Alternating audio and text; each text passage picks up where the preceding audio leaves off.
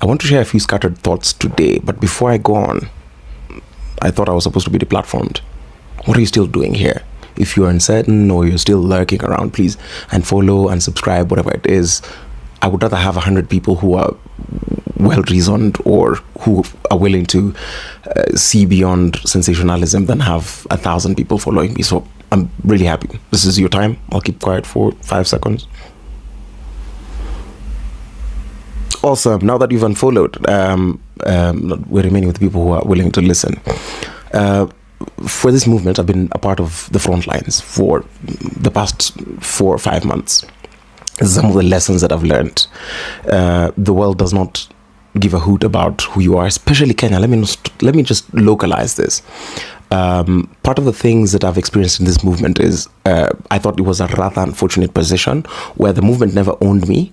It never claimed me. They only claimed me when it was inconvenient for someone else. So, for example, I think it was yesterday that I realized that I had been nominated for some award called, I think, Pulse Awards. And the people who shared that thing did not share it because they believed in me. They shared it to punish, they shared my voting link to punish a person who had worked with Safaricom during the height of maandamano. You see what I mean?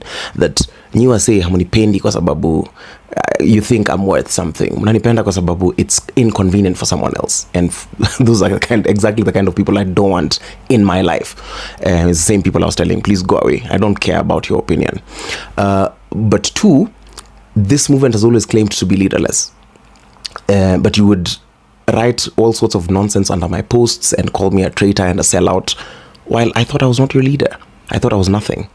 You guys have always made fun of my mental health. You've always made fun of me when I get into any sort of trouble. To make matters worse, now that you're pretending to be so politically educated and so politically savvy, when we had the height of protests, August 8th, Nane, you made fun of me. You made fun of me and you reduced all the issues we were fighting for into a marathon match. Where it is so bad that right now you don't even remember what I was fighting for during Nane. You just say, oh yeah, you should have gone to the marathon. For you, it was funny. Yes? And then now you want to tell me about Kufa Dereva, Kufa Makanga.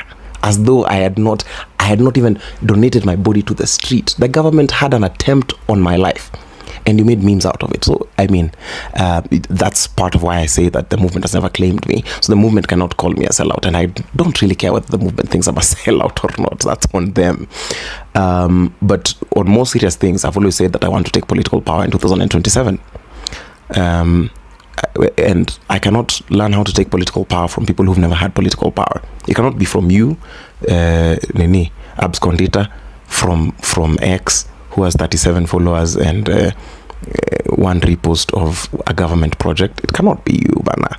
It has to be from the people who actually had political power.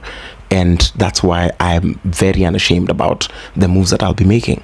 Two, I'm really happy that I've found a home. I found people who are actually willing to respect me, people who are willing to mentor me, people who are willing to walk with me in this political journey.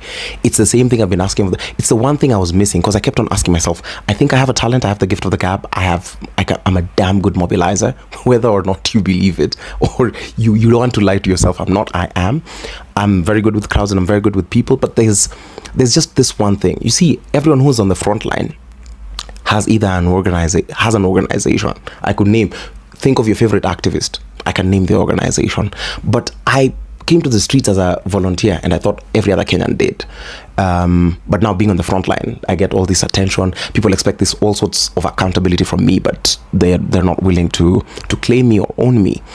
And even the time Kenyans sent me money, it was sent. Most people made a joke out of it. It was not that we appreciate the work that you're doing. Of course, there was that, and I responded to as many as I could. But it was because people were making fun of my shoe game. It was not because, you believed in the ethos. You're not claiming me. And that's totally fine, because now I'm really happy that I found that home and I found a mentor, a person who has like a in-depth knowledge. And yeah, it's going to be such an amazing next couple of days. Anyway, this is truly a ramble. Two, you see your favorite activists or your favorite people on the front lines. they're not telling you the whole truth, and that's totally fine. As long as they're good for the movement, I'm not here to discredit anyone. All these people have had meetings in embassies. All these people have had meetings with politicians. They're just not telling you yet. But utajionea na ni sawa. I'm not here to do expose politics, but if you don't see me working with someone, it's because I don't believe in the things that they stand for.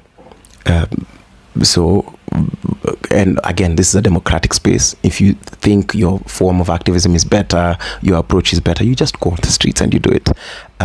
Me, I'm done doing this thing for Kenyans who want to ridicule me. They want to despise me. And I know I have a constituency, the number of people who believe in me.